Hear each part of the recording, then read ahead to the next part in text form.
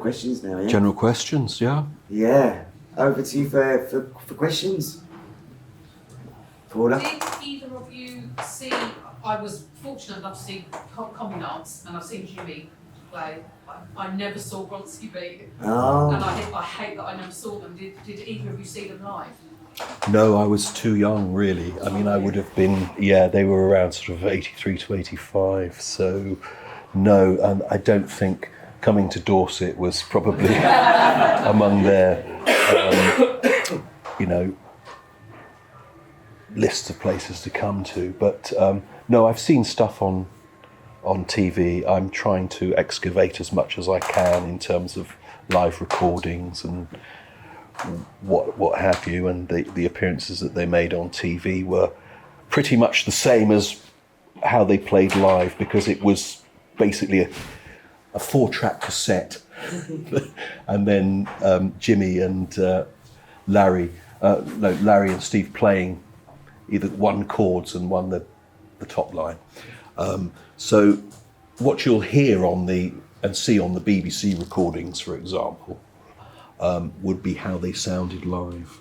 And I think probably the material that's online on YouTube where they played live at on the Tube TV programme is pretty a faithful reflection. There was a whole live concert filmed, and it was shown on television once, and the master tape gone. Cannot track it down. I did record it on a VHS, but fucking hell, I'm not going to go through that storage unit anytime soon. But we may have to restore it from that to be able to see it. Can you imagine those big, bulky 1-inch videotapes just dumped as soon as the independent production companies that just fell like ninepins, and all of it was, but it was on something, I don't know if you remember it, but there was, is it Mike Mansfield did Cue the Music or something? Yeah. It was one of the episodes of that, and that they played a whole real live show. No, I didn't either, Paula. I really started understanding the gravity and the importance of Bronski Beat and Jimmy Somerville probably about 7-8 years back. Has anyone heard of the party in a top secret location called This Is My Culture? Has anyone been? Yeah, I've been. Tell us a bit about it. It's in Hampstead Heath. It is, yeah. And it's paying homage to Michael. Yeah, and all artists and all people who stand up for sexual freedom. We started it after George passed in 2016. Any George fans in the room? Oh, yeah. Here we go. Right, can we go into another 2 hours? For me, George and Jimmy are on the same level as of courage, and let alone their genius artistry.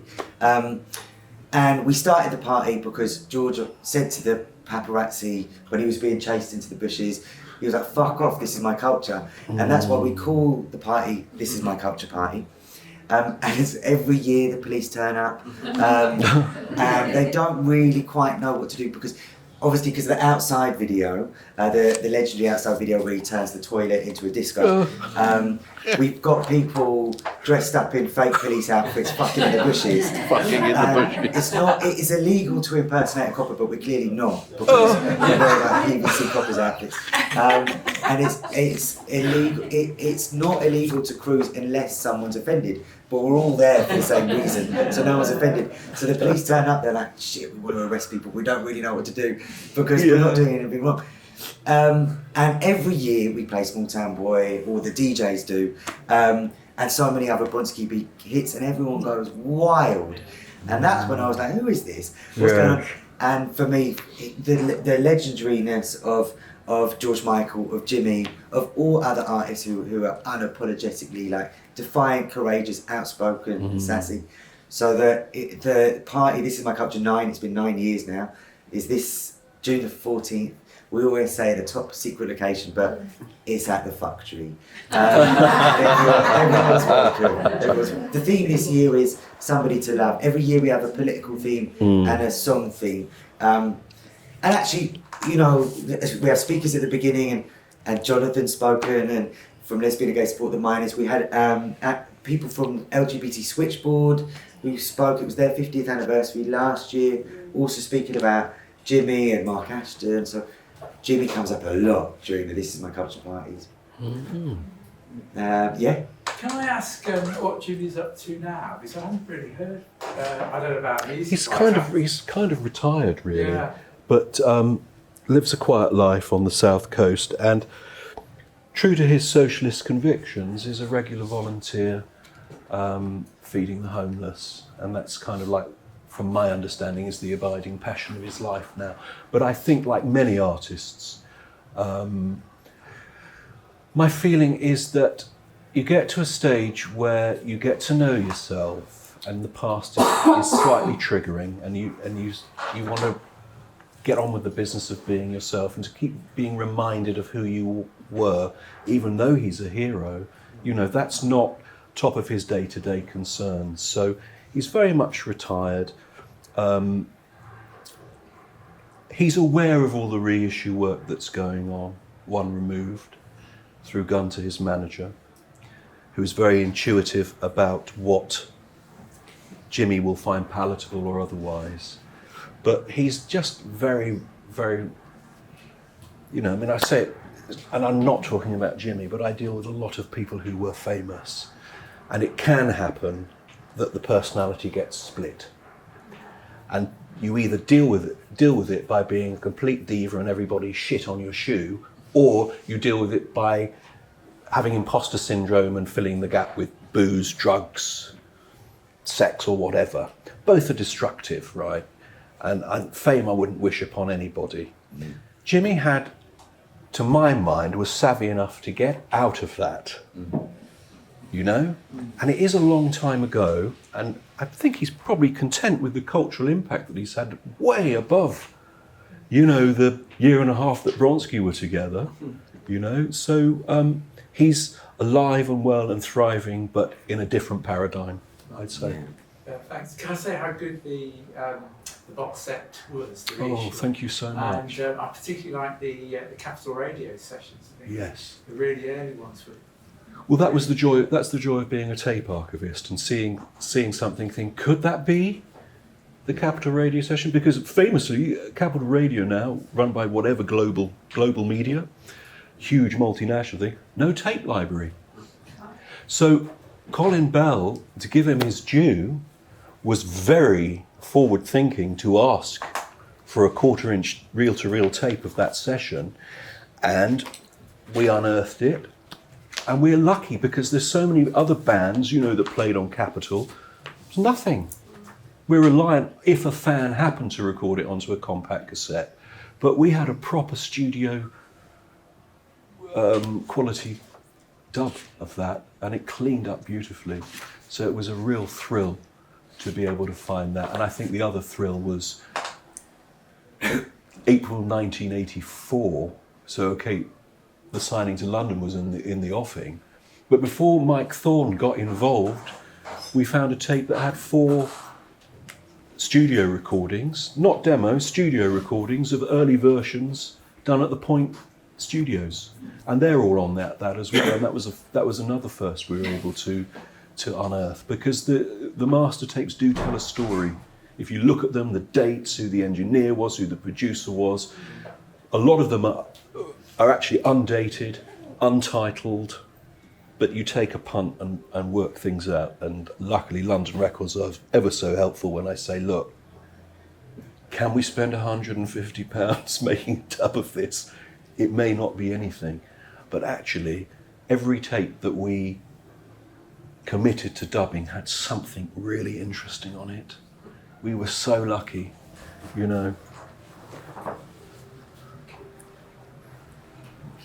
Yeah. Obviously, if we're talking about Somerville's legacy as an Yeah. artist, I think it's quite important, for me at least, to look at his solo stuff. I mean, Read My Lips and Dare to Love are some Yes. of my favourite albums as a young gay trans man. Wow. Yes. And I think, do you think those albums have held up necessarily, or do you think we can almost, because I definitely find them still incredibly relatable. I don't think a lot of the things that we like to think have faded into obscurity necessarily have. And do you think that music can still be held up, maybe the way that age of consent can improve with that movie? For me, there's so much potential when it comes to the re-editions, the book. I'm just thinking, Read My Lips was part of the Grand Fury, the queer art collective within ACT UP, who both kind of designed the Silence Equals Death logo, but also the Kissing Doesn't Kill, Greed in Indifference does image, which is also upstairs. And with the closure of HIV clinics across the world at the moment because of the cuts to USAID, the legacy and the impact, there's so much potential when it comes to the re-editions of going to places where there's silence, from Hungary to the closure of queer spaces, queer HIV clinics. I think there's so much powerful work that we can still do to connect the song's powers to people who are in need. I mean, it's churlish to say in many ways, you know. Jimmy Somerville was the unique selling point in many ways of Bronski Beat. And it's certainly his activism runs as a continuum through all of those London Records albums, I feel. You know, if you look at songs like Small Town Boy on the Age of Consent album, part 2 of that is pretty much disenchanted on the Communards' first album when we're talking about section 28, you know, on Read My Lips. And you never thought this could happen to you, right?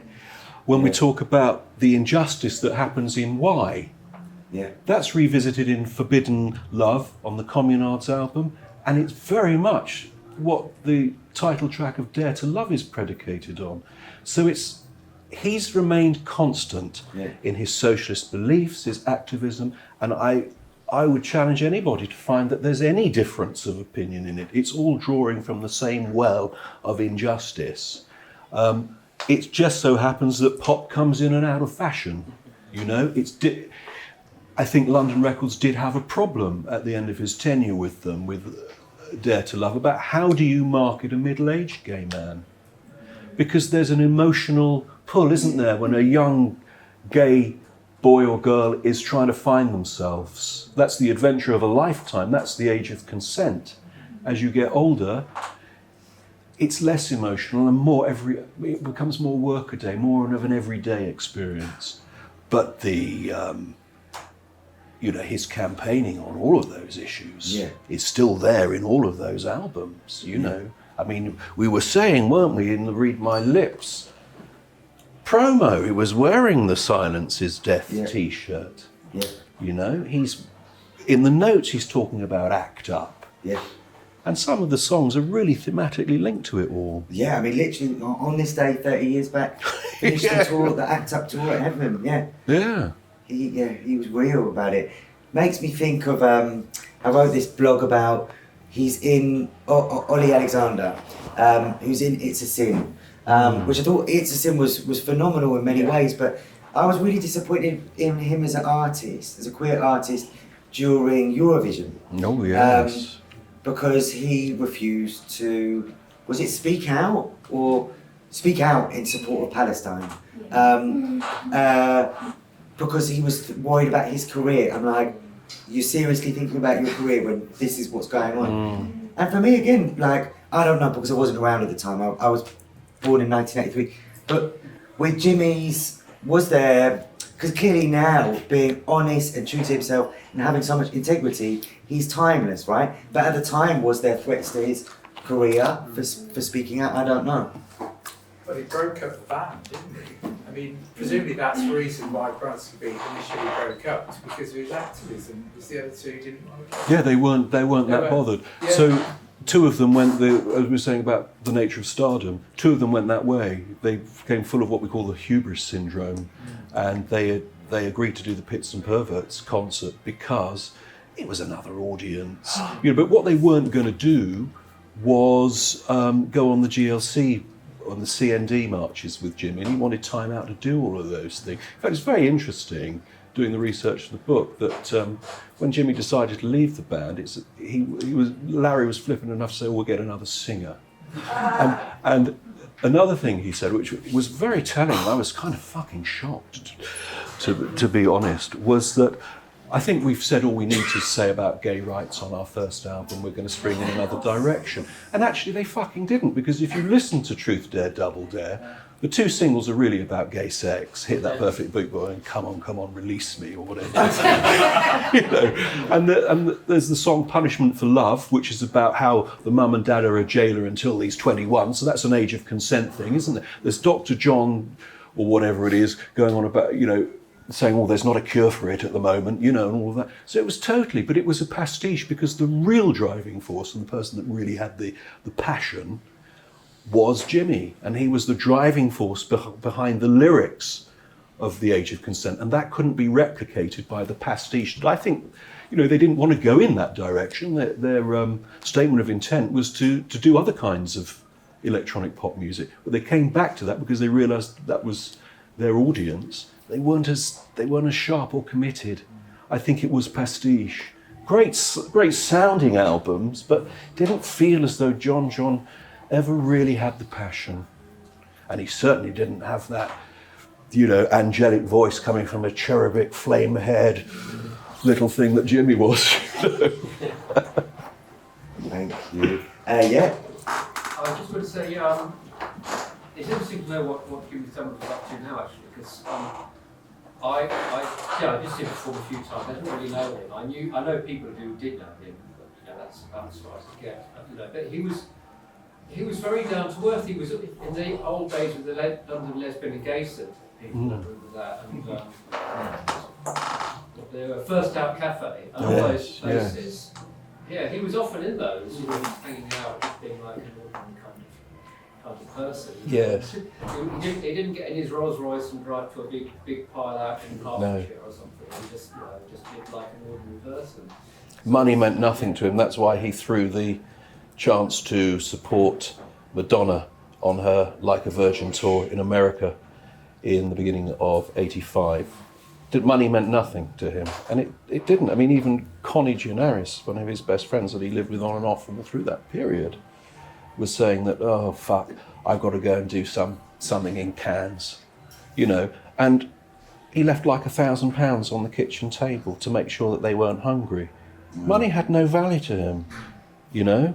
And that's very rare, you know. That really turns people when you start earning that sort of cash. It didn't with him, because his socialist principles were completely ironclad. They still are. I guess he must have been lucky with the manager. You noticed the manager, because, like, from whatever I know, managers basically, you know, if you're a pop star, if the manager tells you you've got to go and sing at this wedding, you've got to go and do this concert, you've got to do that, and they probably don't really want you to retire either. Well, the first manager was another best friend of theirs, Anthony Kowalski. He didn't really last beyond the first single, Small Town Boy. I don't know what happened to his management then, but there was a shady character at one stage that I think had their paws in the till. And since I've known him, he's always been managed by Solar Management in Gunter. And you couldn't ask for more upright people, actually, because there's a lot of bastard managers in this business. There really are, you know, that are trying to force their talent to do this or that, or to soft soak them into doing something, you know. And you don't want to be in the position that, bless her, Tina Turner was at the end of her sensational career, turning around in that last documentary she did and saying it's all exploitation. Fucking hell, no. And Jimmy would not be exploited and would not be told what to do, because he didn't want to be a pop star in the first place. You know, it's really interesting. He's a one-off in that perspective, yeah. We are close to the end, so I don't know if you, like, maybe last question or last remarks. Can I ask something? You very, very lightly touched on your dear character Torsten earlier. I'm wondering how much of Small Town Boy was rattling around in your head when Torsten started to be conjured up in that creative void that is your brain. It's maybe you want to explain a little bit about Torsten to people here that don't know Well, it's- what the hell I'm talking about. Well, it's the side project I do with Andy Bell of Erasure. It's a semi-immortal polysexual character, and my whole point of exploring that was that much as I love The Age of Consent, and of course it was a formative experience, I wanted to know what happened next. Wanted to know what happened to all of those small town boys. You know, somebody that and because he ages in fits and starts, the character of Torsten, you know, he sees a lot of history. So that was pretty much the springboard was, you know, how can we deal with what do the small town boys go on to achieve? What do they bear witness to? And I think it's a generation that's borne witness to amazing transformations of society that are sussed about the nature of inequality, you know, and I don't know if subsequent generations are so much, I don't know, but that one really lived through a period of transition. I just wanted to read a quote, where if I can find it, here it is, from one, for me, one of the many amazing things that you said is, it relates to how do we not just survive but thrive, and what does it mean? The question in my head still going around is, what does it mean for that generation? You know, a couple of years ago, during a lot of the ACT UP and Queer Tours of London campaigns and stuff, we were saying there's no queer museum, there's no queer art centre, there's no queer community centre, and now we've got them all in London. But one unanswered question, if we're looking at HIV and AIDS as more than just pills into bodies, but how do we holistically live? There isn't like comprehensive queer social housing, particularly for the older generation. There isn't any comprehensive HIV social housing. And I want to know, if we're talking about intergenerational support and activism, how we as a community can genuinely look after each other when the government clearly isn't going to. When it comes to housing, when it comes to education, when it comes to welfare, everything. So these, questions still that we can talk about and work on. At the end of one of the interviews that I felt so blessed to get in Queer Footprints was with Eric Thompson, just before he passed away, a good friend of Andrew's. And he was part of the predecessor to the Gay Liberation Front, the Homosexual Law Reform Society, who used to meet in Shaftesbury Avenue.